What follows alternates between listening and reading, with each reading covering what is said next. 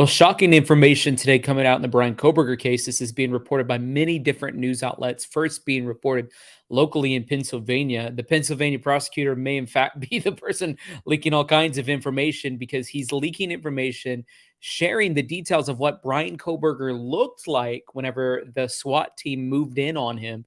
He said that Bryan Kohberger was standing in the kitchen wearing shorts, a shirt, which, I mean, that's what most people wear, also wearing latex gloves and separating out from the trash anything that was his into Ziploc bags and anything that's his family's into the general trash population.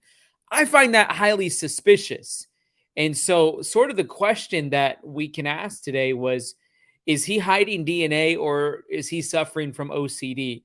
And again, guys, when we look at the probable cause affidavit and we're thinking through 14, 15, 16, 17 different oddities in his behavior, it certainly is pointing to Bryan Kohberger being the man with the plan. In other words, what I mean is it looks as if, even though he's under the presumption of innocence in the American justice system, it is looking more and more and more like they are going to be able to build an airtight case against him. Let's check out this article from Newsweek.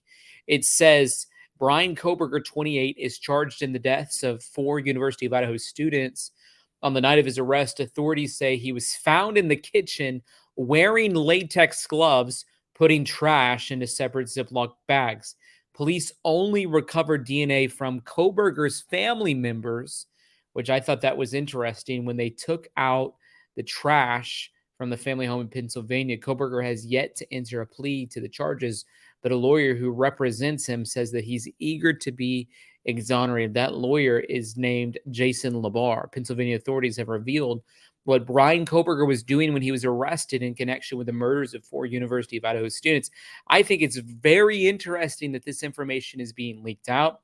I think it's important. I don't necessarily know if the public needs to know it, but hey, it's out there, so we're going to talk about it. It says that he'd been under surveillance for some time.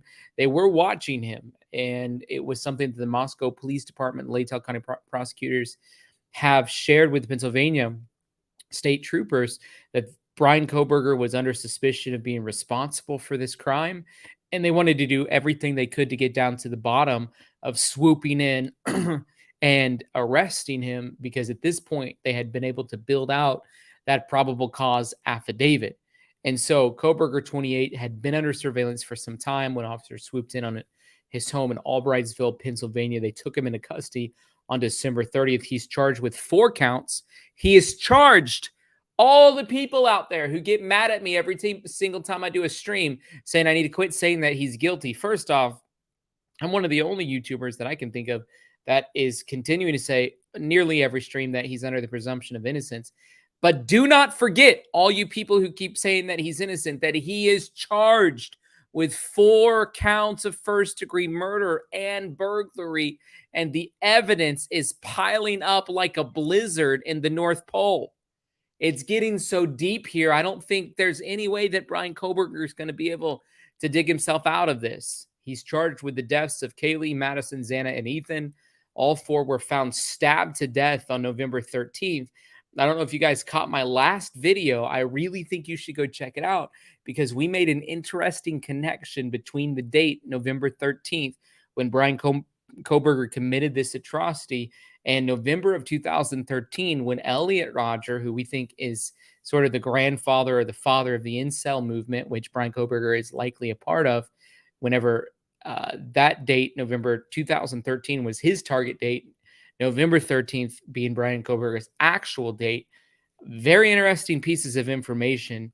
This article goes on to say now Monroe County First Assistant Michael Mancusa has revealed details about Kohberger's behavior on the night he was arrested. He was found awake in the kitchen area, dressed in shorts and a shirt, wearing a latex medical type glove, and apparently taking his personal trash and putting it into separate Ziploc baggies. Now, BRC TV 13 are the ones who were reporting that.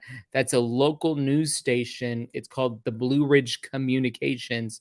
They report on local news in Monroe County and the surrounding areas in Pennsylvania.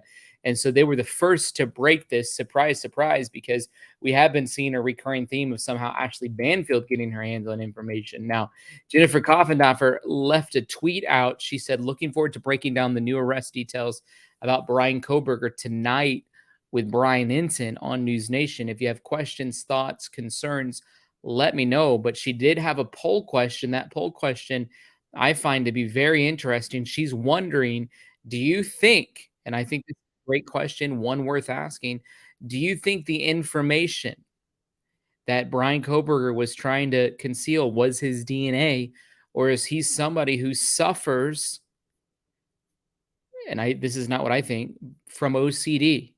I've never met an OCD person, which I know an OCD person, that put their trash in a Ziploc bag. I've never met anybody that does that. Doesn't make any sense to me. She asked the question in the poll.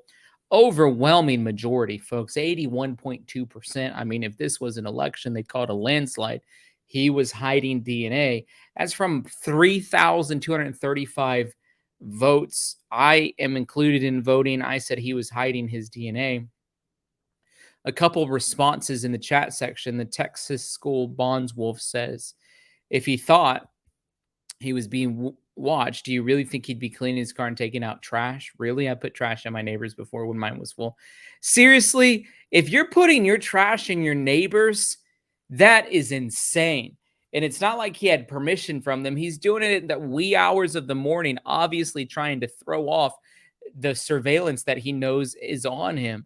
I hate when people are saying stupid things like this. I put my trash in my neighbors. Really? You shouldn't. You shouldn't be putting your trash in your neighbors. That doesn't make any sense. Jennifer Coffendorfer says, I don't think he was being watched necessarily. I think after the car stops, he became paranoid. I believe that's true. I think he knew after 2 car stops within 10 minutes that they were on to him. And even though nobody's taking ownership of those 2 car stops, it's pretty obvious what was going on. Old Wife Tale says, if this was actually any type of evidence, they would have taken it. The only baggies they took contained green leafy substance. He was bagging his food scraps, and it's so obvious unless the story is to twist something mundane into something weird. She says it's not what's in the bags, rather how he was handling his trash that's issue. And I totally agree with Jennifer Coffendorfer on that. Who the heck cares what's in the bag? It's stinking trash. I mean, it's trash from food that he didn't eat. What do you put in your trash can? It's the can of a soda that you've been sipping on. How's that going to be evidence? It's not the trash that is the point of contact or point of information in this. It's what he's doing. He's taking his trash, he's removing it from the general population's trash, putting it into its own Ziploc bags, and then in the middle of the night, taking the family trash to the neighbor's trash, thinking that if somebody comes, keep in mind, he's been in school at the PhD level studying criminal justice, knowing that if they're surveilling him, they're going to look in trash to try to connect his DNA to the knife sheath that he knew he left at the scene of the crime. Can it get any more obvious? All signs are pointing to Bryan Kohberger, folks. I'm proud of the police department for doing what needed to be done to make sure that there was an arrest and 4 charges. It'll be interesting to see what comes out at trial. I hope that that's publicized and we get a chance to watch it. But at this point, he's in a hole deeper than the one that Joseph's brothers buried him in the Bible. I'm telling you, this hole is deep. And so I don't think Bryan Kohberger is going to be able to find a way out. Hey, I want to let you guys know about a brand new app that I'm a part of called Swagit. I pinned a link to it in the chat. If you're willing to go and download the app, just click the link, follow me. It's Tyler Feller with no spaces. You'll be automatically entered to win $250. We gave away $250 last month. It was awesome. It was so cool. See the reaction of somebody who won that. We want to give you $250 this month. All you got to do is download that app, follow me at Tyler Feller, and a lot of my other favorite true crime creators are on there, so you can go follow them too. And it's a great app full of great, amazing video content. I hope to see you on there. Thank you for watching this video. Put it down in the comment section too if you think Bryan Kohberger is